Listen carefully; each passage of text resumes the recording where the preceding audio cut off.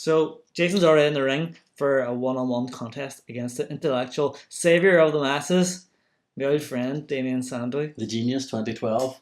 I love Sandow, and this wasn't. Sandow was actually on the main roster already at this point. He was. He only recently had debuted on the main roster, if I remember right. And he was still doing this sort of better than you, coming out and deciding whether he was going to wrestle his own matches. There were some nice touches in this. Like I liked how he came out and held his microphone like a wine glass. Yeah. I'll always love that.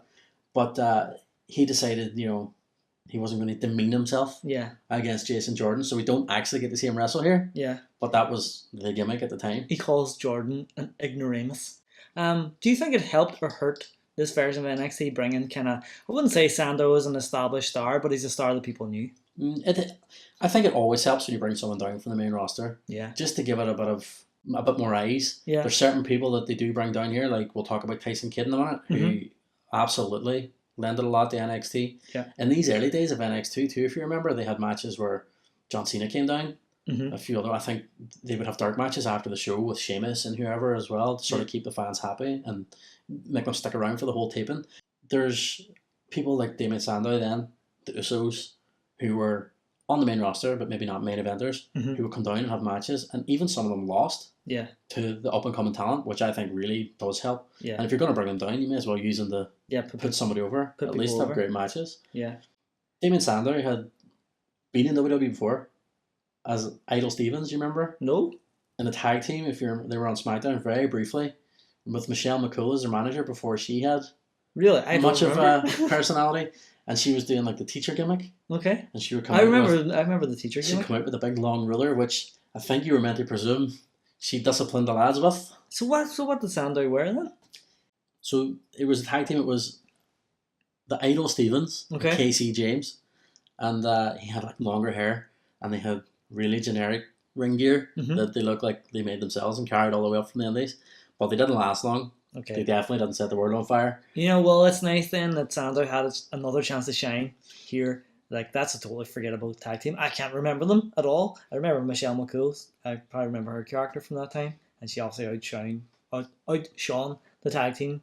So it's nice that Sandow got a chance, because I really, really went on to really like Sandow. I think everybody went on to like him. Like, he went back down to developmental. I think he might even been released and came back.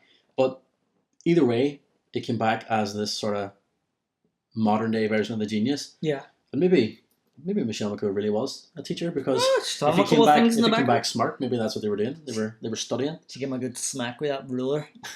Sit down now, Sandow, and read this book. But now Sandow went on to be Mr. Money in the Bank. He did. He had a fantastic feud with Cody Rhodes. The Team Rhodes Scholars, which is one of the worst tag team names there's ever been. But it was at a time when Team Hell No worked as a name, so anything can happen. Oh, there were some shite team names in there. Some awful names. What was Kofi Kingston's? And Air Boom. Air Boom. And the fans got to vote on it. You would just stick two people's names together and hope for the best. And it worked somehow. Nightmare. Of course, when Sandow was the Mrs. Stunt Double, like, that was gold. That was what got him over massively. I think that's when people started to go, okay, he's funny, but there's something else here. Like the stuff where like the Miz is bumping in the ring and he's bumping on the outside. Yeah. Oh, that was fantastic. That was like one of those things that wasn't supposed to get over. It was great. Like, it really worked. And that storyline with the Miz built, and people were like frantic for him to turn on him. Yeah. Really wanted to see it happen. Yeah. And then it happened. In the WrestleMania pre-show. Yeah. In the Andre the Giant Battle Royal. So that was WrestleMania 31. And it amazing. It flopped. Fizzled out. Yeah. Fizzled out a bit. And the feud that came after it was a bit piss poor as well. Like, it didn't really do Damien Sandow any favours. And I think already before that, losing the Money in the Bank clean to John Cena didn't help him either. It did not. I actually read recently that the briefcase that he had, that special like leather briefcase he had, you remember he changed it into like a portfolio briefcase? Yeah. Cody Rhodes said, I think on Twitter, that the guy that they paid to scuba dive down and find it after it got thrown in the river never found it. Oh. So it's out there somewhere. Some lucky fan will find it someday, but like The Mask. Someone turns into Damien Sandow when they put. I would throw it back in.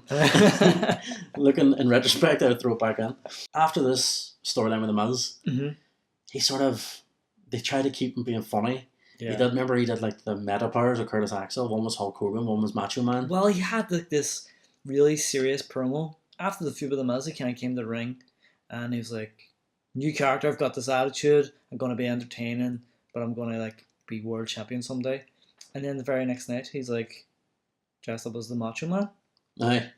What? I think someone just gave up very quickly when they had to come up with something new. And that was pretty much the end of Sandow in WWE, which is sad. I don't think he didn't win a lot after that anyway. Do you think he was a wasted talent? Do you think he had a ceiling? Like we talked about Bo Dallas, or do you think there was more from him? I don't want to say they dropped the ball, but like if we had seen a cash in, if he had successfully cashed in, I think we could have been looking at a very different Damien Sandow. I'm going to be honest with Damien Sandow. I think he had his shortcomings very well, because I think in anything I've seen him do since hasn't really won me over. No. He's appeared now in TNA and stuff too. Yeah. And nothing that he's done since has really grasped me. So really, is it him? Was it the gimmick? I don't know. He worked the gimmicks. I'd say his gimmicks worked for him. His storylines worked for him. And I said maybe he wasn't the most exciting wrestler in the world, but he was maybe a good character driven. Damien Sandow, flop or not? Personally, not for me, but yeah, maybe as a flop. I don't know. I'm 50-50, Patrick. In the grand scheme of things, I'm going to say flop. Nothing personal. Not his fault either, I don't think. Yeah. I think he's a victim of circumstance.